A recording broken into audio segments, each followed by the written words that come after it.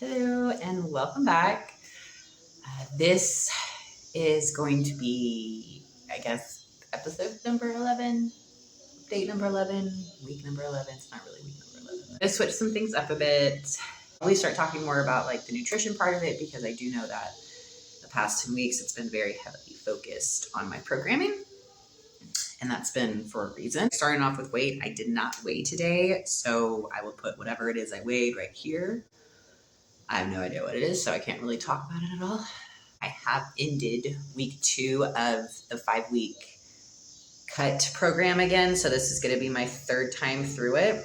It's going well. I definitely am already kind of feeling the calorie deficit and the fact that I did lose weight, so having to reacclimate myself to heavy weights again after the deload week, but it was good.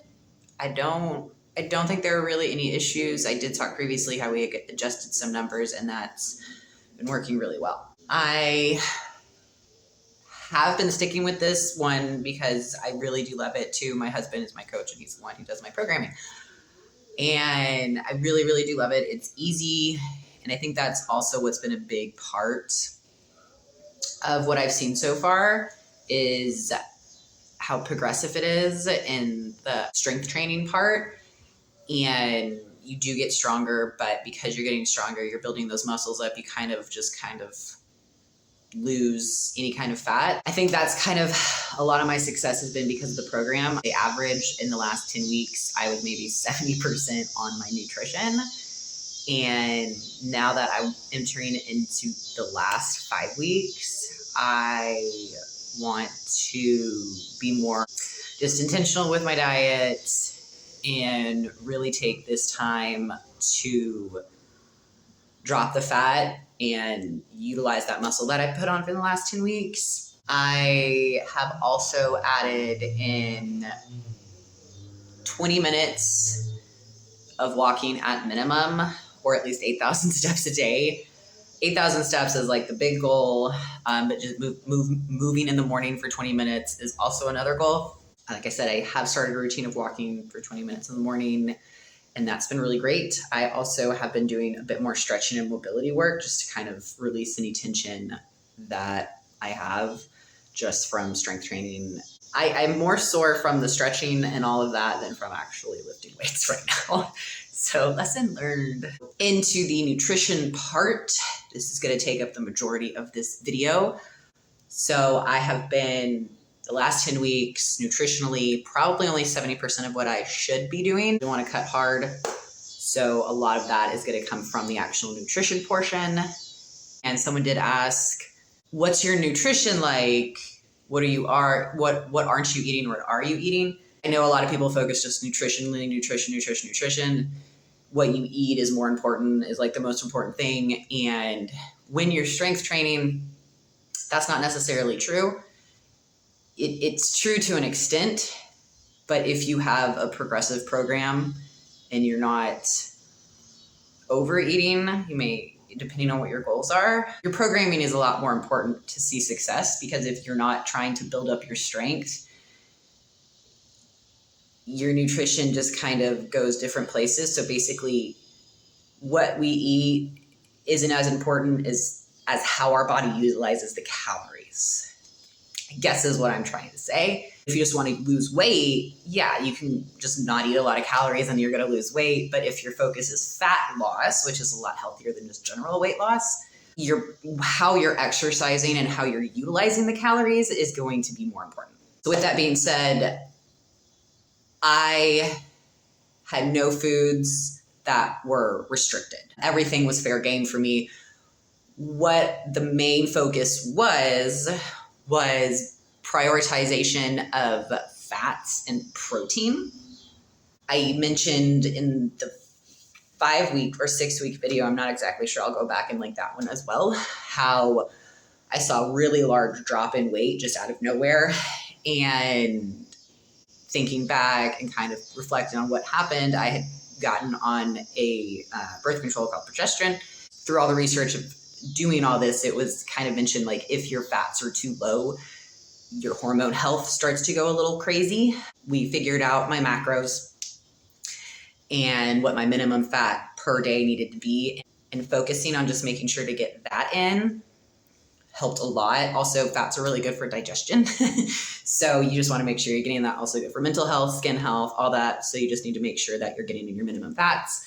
And then the second part was prioritizing my protein intake. 1, for muscle recovery. 2, for just the protein synthesis for the muscle recovery. And 3, blood sugar, like keeping blood sugar steady and keeping me satiated throughout the day, so I didn't feel like I was starving. And then after that, I would fill in all my carbs, and I eat a lot of carbs. I am not low carb or keto in any way. It's just focusing on my minimum fats, my maximal protein, and then everything else was carbohydrates. So it's worked really, really well for me. So I really can eat anything. I just have to go by what my macros say, which I have always found to be basically the easiest way. It does take a little bit of time to get used to counting macros, but once you get it, it really never goes away. And it's like riding a bicycle when you start getting back to it. And I really, really recommend it. In that way, some foods did get restricted because if they had soy in them, or if it was a pre-made thing and had soy in it, we wouldn't eat it. In general, you shouldn't be eating foods you're allergic to. And then outside of that, I didn't even cut out alcohol until 3 weeks ago. So like I said, everything was fair game. Number 3 was actually meal planning over meal prepping.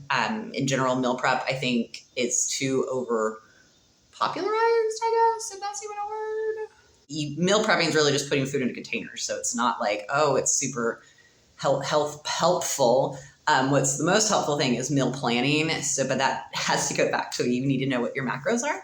Because then when you meal plan, you get what you need for that week, and then you can meal prep whatever you need. I personally meal prep 3 of my meals, and then I know what's left over for dinner, and it's just a little bit easier. I might start trying to meal prep dinner just to ensure that I am getting what I need. 4th is the macros. Just knowing that not all fats are equal, not all carbohydrates are equal, not all proteins are equal. Certain foods just in generally are better for you. So just knowing the macros that I was needing on top of ensuring I'm getting my electrolytes in. I think when weight loss starts, a lot of people just, immediately start drinking water only and electrolytes are ignored. And that's, I think, what actually makes most diets pretty crappy, because you're drinking all this water, but you're feeling really depleted the whole time. And that's because you're missing a lot of electrolytes that can cause headaches, nausea, cramping, all sorts of bad things when you're low on electrolytes. So ensuring that was also being focused on has really, really helped a ton. And I know now that when I'm too low in, like if I haven't had enough kind of like salts or calciums or anything like that during the day, I can tell because I actually start to get a headache. And then I have Gatorade, full sugar Gatorade, and I drink some of that and the headache just kind of goes away. Or I'll drink like low salt in water, and I will talk about low salt one day. With making sure getting the micros and electrolytes in, I have not been afraid of supplementation at all. I'm in a caloric deficit. I'm trying to cut fat, so I will be nutrient deficient if I am not paying attention to what's going on. That is really all about the nutrition that I did the last 10 weeks. I am tweaking it a little bit. So for example, I just talked about the macros. I have replaced some of my rice in my lunches with like a cabbage slaw mix from HEB.